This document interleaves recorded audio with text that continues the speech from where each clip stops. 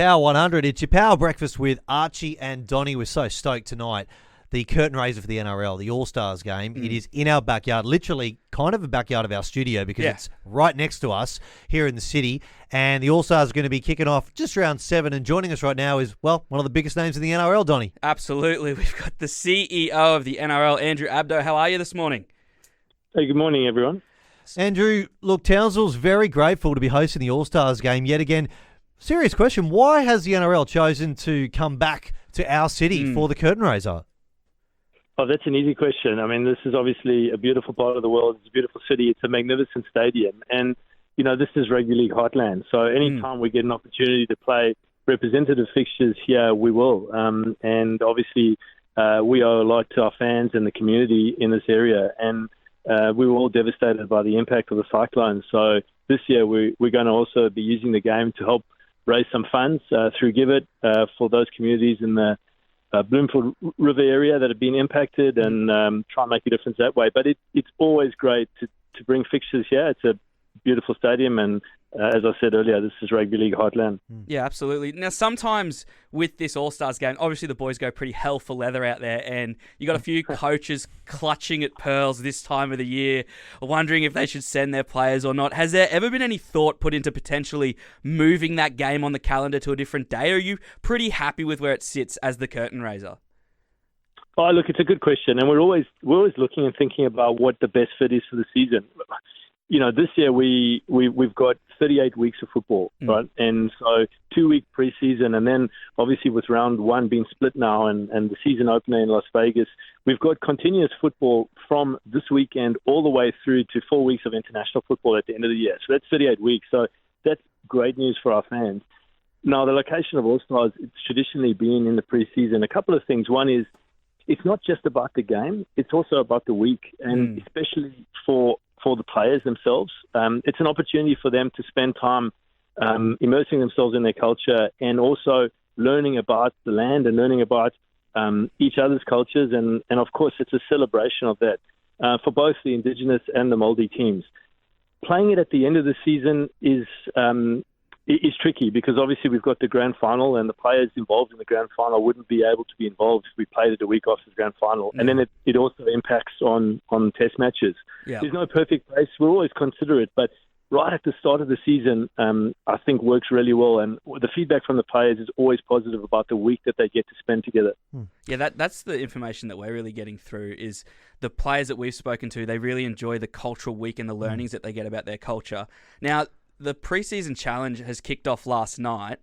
I have to ask the question. It's on the top of a lot of people's minds. These rule changes regarding the short dropout. Now, the lessened penalty if the ball doesn't go 10, if it goes out on the full during the short dropout, there's not going to be a 2-point kick. It's going to be a reset on the 10-meter line. Do you see?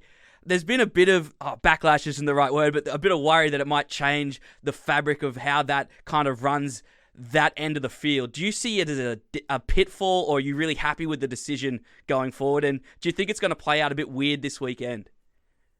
Yeah, no, so good question. I'm not concerned. I'm pretty excited about it. Awesome. I'll explain why. Look, the last couple of years, we've really not tried to change too much around the rules. We've really just tried to tweak things here and there, always thinking about our fans and always thinking about providing a great spectacle and entertainment, an entertaining spectacle. This rule change is really very subtle because what we're seeing is over the last few seasons, teams are naturally going to contested kickoffs anyway. So it's not something that's brand new. A lot of the teams were already doing this, and the reason they're doing it is they want to try and get possession back. So they might be chasing a deficit, or the game might be in the balance, and it's a 50-50 call to try and get possession back as opposed to territory. Now, all we're doing is just not providing a harsh penalty of a potential 2-pointer if you go for that contest. And why is that useful? Well, it's obviously going to be a bit more unpredictable. And number 2, we also know that there's a lot of injuries from the long kicks with a long run-up from the runners. So there's also the byproduct of potentially being able to reduce injuries that come from those long kickoffs. But the primary reason is about making the game even more entertaining And as I said, it's not a massive change because we've already seen teams adopting this in the last few seasons. Yeah, I mean, I obviously love the idea of more contested short dropouts. It's one of the greatest sights. Hopefully some players will learn to kick it 10 metres now because it's been a bit of a problem last season. But I'm personally excited. There's been a few people thinking that there's coaches drawing up players, maybe some rugby-style line-out jump-ups for the ball. I can't see it happening. I'm keen to see it this weekend, though.